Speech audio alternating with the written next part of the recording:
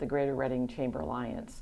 Welcome to another episode of Chamber Spotlight. And I'm thrilled today because I have one of my colleagues with me, so a partner in crime at our office. And I'm thrilled to introduce our new Director of Membership, Kirsten Haas. So Kirsten, thank you for joining me today. Thank you for having me at the here round today. table. So we're thrilled because Kirsten comes with a lot of background, which is exciting, and some diversity within that background. And so I'm going to kind of be quiet and let you talk about, things like, why did you show up here? What brought you to Reading, and then what brought you, from a journey to this organization? Sure. Well, I'm not a native of Reading, so that's Nor always am I. Right. So that's always fun when I meet people, and the first question you get asked here is, "What high school did you go to?" I know, isn't that funny? You've never heard of it. So I actually am a military kid. My dad was a career Marine, and I was actually born in Hawaii and spent most of my childhood in the southeastern United States. I consider Atlanta to be my hometown because we moved there when I was young, and that's where I've been through school and grew up. Sure. I went to college at the University of Georgia. And shortly after graduate school, I got a job as a salesperson for a large manufacturer who is actually headquartered here in Reading. Started my career as a salesperson and then had an opportunity to move up in the company, which I did not know at the time, but later on in my career, I understood that was a very unusual move because they didn't promote a lot of women into that outside sales position. So it was a great opportunity for me as an individual. So kudos for you. Yes. To you, too. And so I made the decision then to leave Atlanta, and I moved to the Northeast. I spent about a year in Philadelphia, a year in Baltimore, and then had an opportunity to continue moving up within that same company, but that required me to move to Reading. And it was one of the situations where if you wanted to have a long advanced career, you had to move to headquarters. Sure. So I came here in 1998 and spent the next roughly 18 years with that same company, held various positions. I was a manager in customer service. I was a commercial operations manager, which involved kind of juggling a lot of different behind the scenes things such as sales plans, inventory plans, pricing, working still though with the sales force, and then spent roughly my last 7 or 8 years as a product manager. I was actually in charge of sales for an entire product line, so multi-millions of dollars worth of business, variety of types of customers. I worked with large companies that make fasteners for airplanes. I worked with small companies that make kitchen knives. Wow, that's really interesting, isn't it? Because it it's a very different. It's a very different world, and for someone like myself who did not have a background in engineering or manufacturing, I learned everything literally as I went along. Which is kind of the best way to learn it, I guess. It was a lot of fun, and I worked with a lot of great people who were very willing to explain concepts to me, but in a way that made me feel knowledgeable, but not stupid for not knowing them.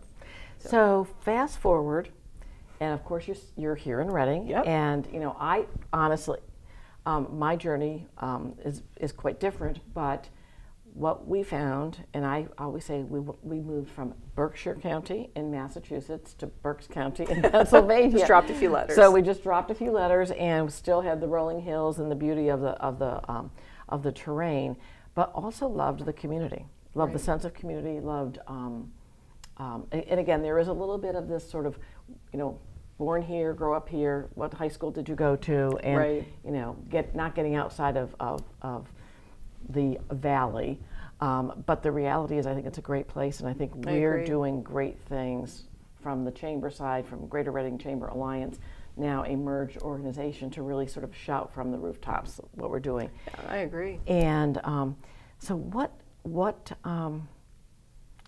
what interested you about what we're doing in the position of really talking to folks who I can't imagine, when I first came here 20 years ago, and as a former, in another life, business owner with my husband, small business, thinking, oh my God, who would not join this organization as a business resource?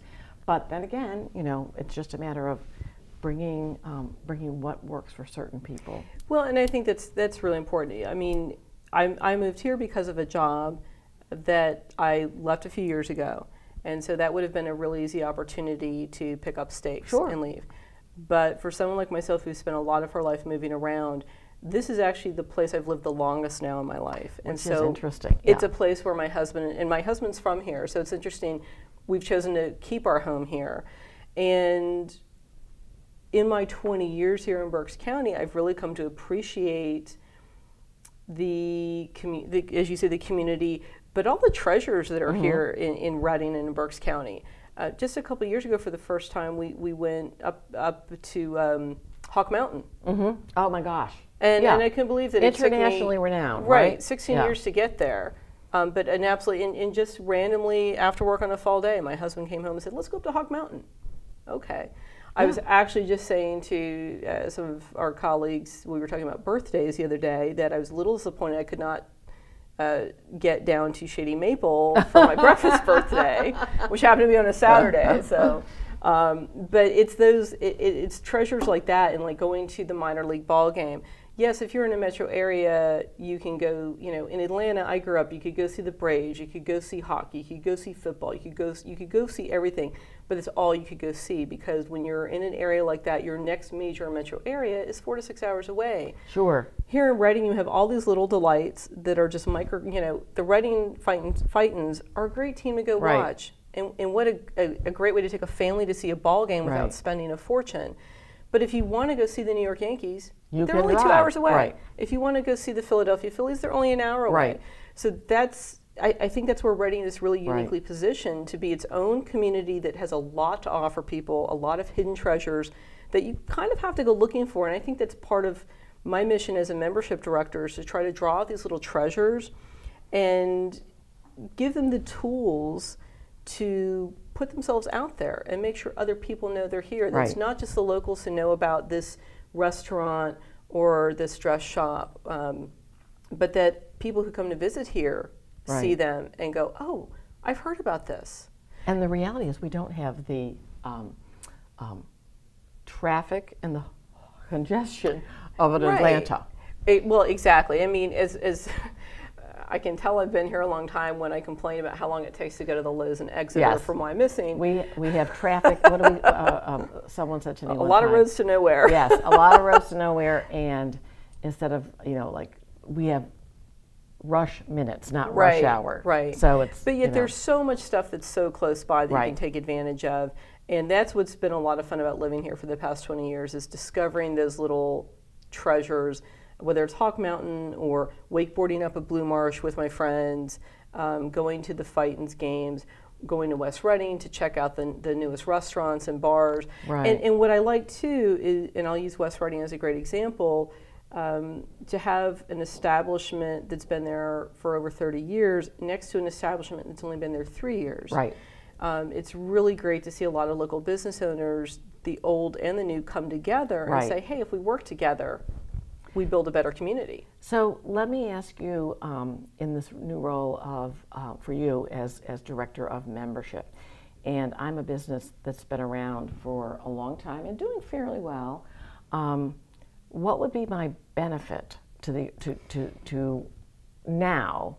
I can understand for those oftentimes the smaller businesses who are new, sort of thinking that if I join the chamber, things will happen. But I think the hardest are, and I will say most of our large, we were just talking earlier, most of our large corporations are chamber members. But it's really that sweet spot in between that's sort of a little bit evolved and established, but didn't get established with us as a partner. Well, I think that's the great thing about the new direction that the GRCA is taking, and that's going beyond events that might be beneficial for a small business like networking, getting your name out there, and graduating businesses to take advantage of our partner organizations like Women to Women or the FBA, also getting them to participate perhaps as subject matter experts in some of our small business activities like Coffee and Convos, or even working in becoming subject matter experts in some of our training and development courses that we offer over at the Center for Business Excellence. Graduating then up to being involved in our business and legislative advocacy activities, becoming part of the workforce development activities, the career pathways. So I think the challenge for me is to make sure that all businesses, big, medium, and small, understand all of the tools that we have to offer, Right. so that they can then choose what's best for their business at that point in time. Right. And I think it's safe to say I'm supported by a great team here at the GRCA that can help guide members through that membership journey, because it is a journey. It's not just a pay your dues and you're done. Exactly. We have to do a good job of telling people what we have available, and then it's up to the business owner to decide what's the right tool at that point in time for the job. I think you said it perfectly, because that really is not only the challenge, but it's also the beauty of what we can do for this business community that really is, I think, ripe to see some evolutionary change as we look at what the future holds for us, because it's very exciting. And you just keep building. Change is about growing. You reach maybe a plateau, and then you decide what can we do better. Right. Because if you're not changing, you're not growing.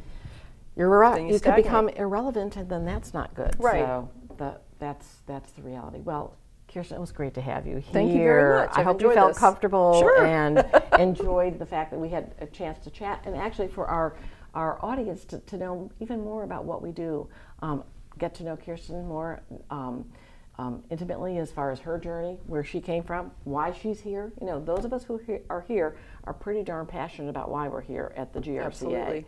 So thank you so much. Thank you very much, Karen. And look forward to having lots more fun with you. Excellent. Thank you all.